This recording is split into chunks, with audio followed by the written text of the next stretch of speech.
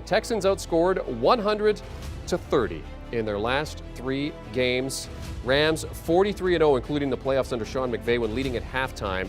That's the second longest streak in NFL history. Packers won 49 straight games, including the playoffs, after leading at halftime. That was from 1926 to 1933. The research department going deep there. Next week, they have the Titans on Sunday Night Football, do the Rams. Texans at the Dolphins. They start 1-7 for the first time since 2005. And here's a look at Matthew Stafford, Pete. First 8 games with the team ties Patrick Mahomes here for the mark. Yeah, and Matt Stafford's off to a great start. You knew he would be a good fit in this offense, and you got to give him a lot of credit. He's playing well. He's playing well, even in games where it's not necessary for him to play well, which is a good sign. That's a good football team. They will be around the entire time. They'll be in the mix for the Super Bowl. Well, and they're the class of the NFC at this point. So when you look at this Rams team, Jamey, now sitting at 7-1, obviously there's a lot of fantasy gold in this team, in Darrell Henderson and Robert Woods and Matthew Stafford. Are there any other players that could be in the mix here with the Rams? I said it on the pregame show that I thought Van Jefferson would have a good game. 3 catches, 88 yards, banged up his knee a little bit, so we'll see what's happening there. Remember, they're trying to trade Deshaun Jackson, so it's almost addition by subtraction. You get rid of Deshaun Jackson, more targets, more opportunities for him.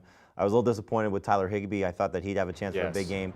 Just looking at the matchup, Texans allow the most fantasy points to opposing tight ends. He came into Week 8 with the most red zone targets among tight ends. I know he had 3 targets in this game. We'll find out if any of them were in the red zone. But I think, if you're just looking at Van Jefferson, as long as he's healthy, 6 targets, 3 catches, 88 yards. And I would absolutely, if I have a roster spot, be carrying Sony Michel. As much as I love Darrell Henderson, he's got an injury track record. If he gets hurt, we saw he missed the game earlier this season. They gave Sony Michel 20 carries. It was the game against the Bucs. Yep. Hard to run against the Bucs, but Sony Michel did a nice job. There's just a lot of points that are going to go around in this team, so you want to have Sony Michel on your roster. Pete, what do you make of the Houston Texans? At this point, 1-7, the Deshaun Watson situation. Obviously, the season is gone. So, if you're the Texans, what are you making of this team at this point, and what are you trying to accomplish at this point? You try and get young players better, the guys that are going to be around for the future, and you try and sell some veterans if you can. And they've already done that a little bit of a way. But I don't think Watson's going to get traded. So I think you have to make that decision after the season. This is about building something for the future, and young players matter. So whoever's playing hard, young players, try and develop them. The other guys, ship them out. If you don't want to be around there, ship them out. That's what I would do. You'd be playing Davis Mills still over Tyrod Taylor? I probably would. Yeah, I think you know what you got in Taylor, and what's the point? And he's not going to be the long-term answer. I think Davis Mills has a spot on this team. He's done some good things. At times, he's looked like an NFL quarterback. At other times, he's looked awful. But it's hard to play quarterback in this league when you don't have good people around you. Unless you're tanking, which you could say they are. They're not. They know where their future is. I'd probably play Taylor next week. Go beat the Dolphins, because you could beat the Dolphins, and then maybe go back to Mills.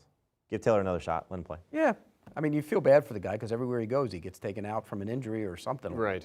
Well, and that's the thing. We weren't expecting big things from Houston this season anyways, because we knew what we had coming into this season. So we weren't expecting big things from the Texans, and it's turned out to be that way. No, but just in terms of, you said this at the beginning of the season. Veteran guys, they're going to play hard early in games, early in the season.